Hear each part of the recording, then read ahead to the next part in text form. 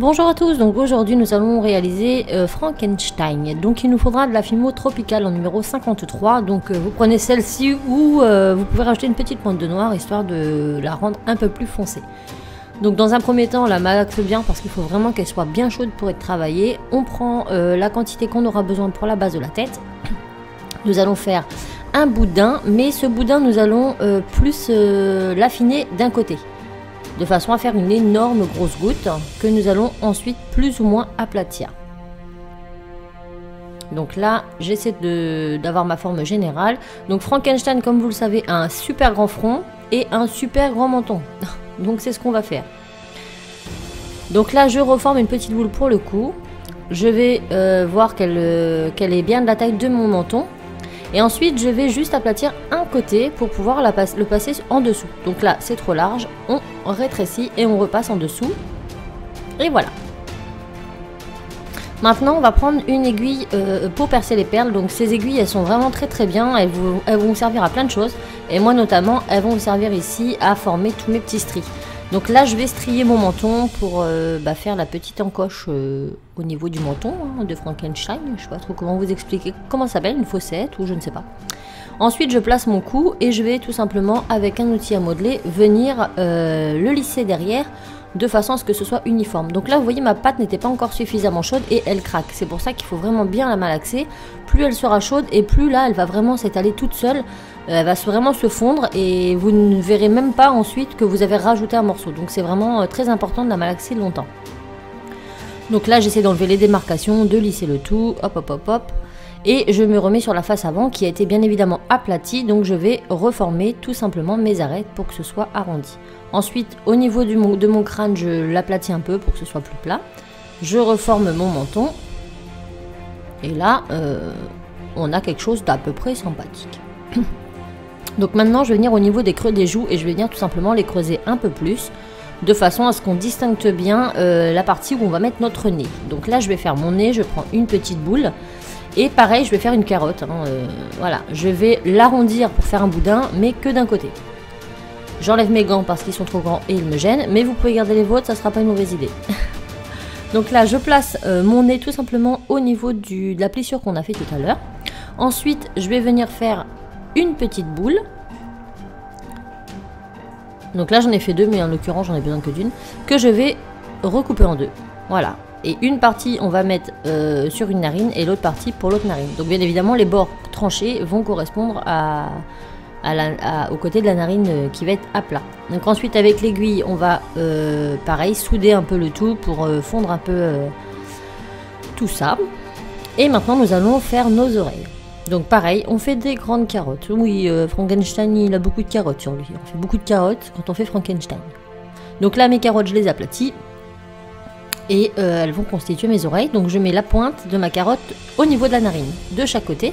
Et je viens pas totalement coller le haut, parce que voilà, je voulais lui faire des belles oreilles de chou. Je voulais faire un Frankenstein un peu rigolo, quand même, pas trop effrayant. Donc voilà, j'ai fait des oreilles assez sympathiques. Ensuite, avec mon aiguille, je viens simplement former les petites arêtes à l'intérieur. Hop. Et voilà ce que ça donne. Donc dans l'ensemble, on a un truc déjà assez sympathique.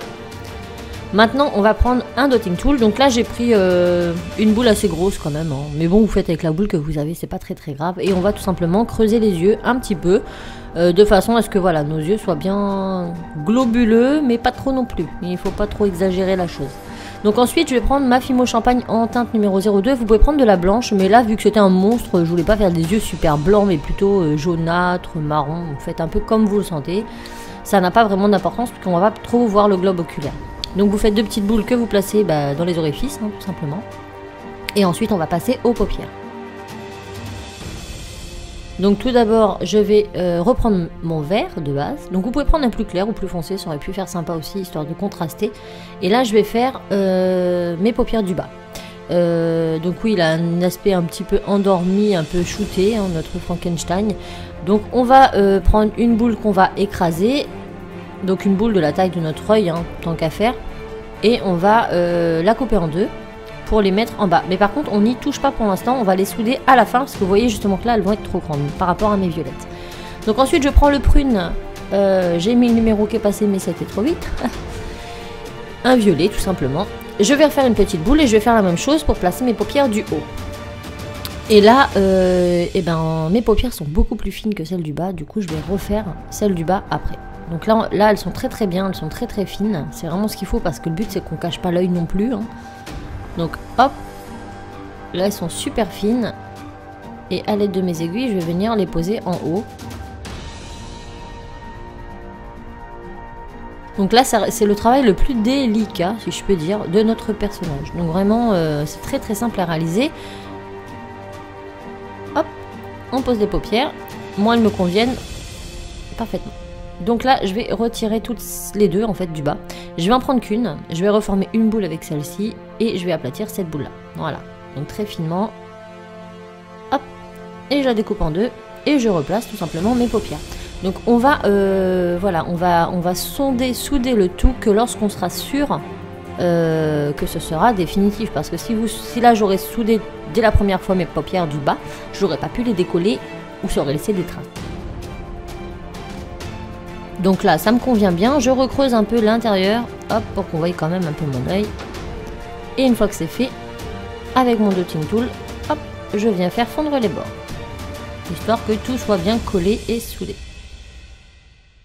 Ensuite, mon menton est trop gros, je le coupe en bas. Je casse l'arête aussi parce que je veux pas que ça soit trop droit. Et avec la Fimo Argent numéro 81, je vais réaliser deux petites demi-boules. Donc je vais faire une boule que je vais couper en deux et je vais faire les boulons qu'il y a au niveau du cou.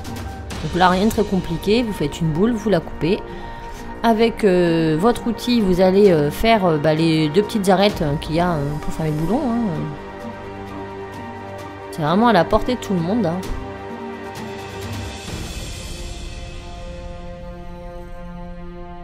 Hop, je fais un petit trou, hop, et je viens poser ça sur le côté de mon cou.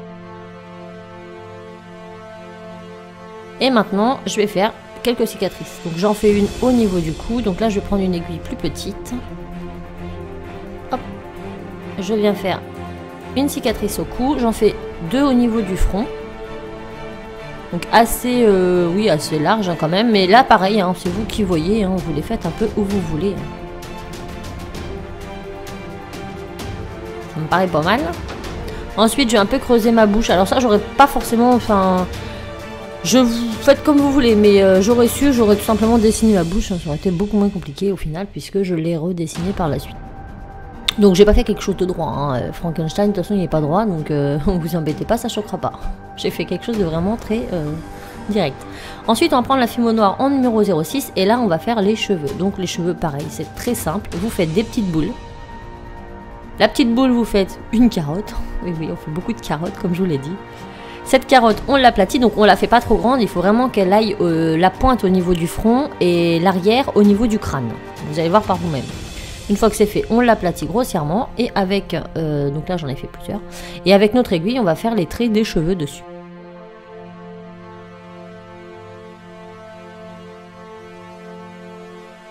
Donc, comme vous le savez, Frankenstein a des cheveux en forme de V, hein, pleine V. Donc là, je vais en réaliser plusieurs de façon à les mettre côte-côte et former mes V. Donc ma pointe au-dessus des cicatrices et voilà. Il faut vraiment que ça arrive juste à la limite de l'arrière. Et on en fait plusieurs, des petites, des grandes, de façon à combler les trous un petit peu en haut.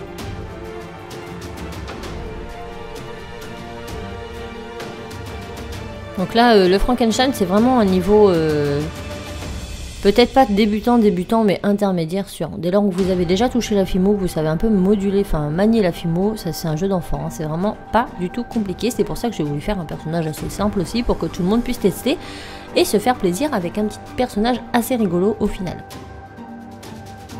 Donc voilà, mon personnage est fait, je vais y mettre mon clou dans la tête. Donc là, j'ai pris un clou trop grand, j'ai pas pensé à le couper.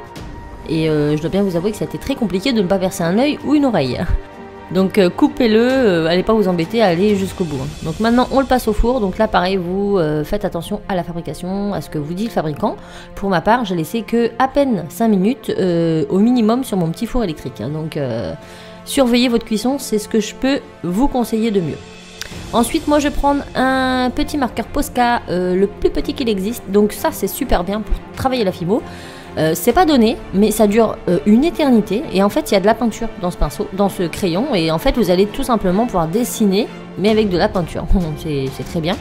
Et la pointe est super fine, donc pour les petits personnages, les petits détails, j'aime beaucoup les Posca pour ça. Mais sinon, vous pouvez prendre bien évidemment un pinceau, de la peinture acrylique, qu'est-ce que vous voulez pour redessiner tout ça. Donc moi je repasse, donc là j'ai fait les sourcils qui n'étaient pas faits, les petites ridules sur les côtés des yeux, je repasse sur mes cicatrices.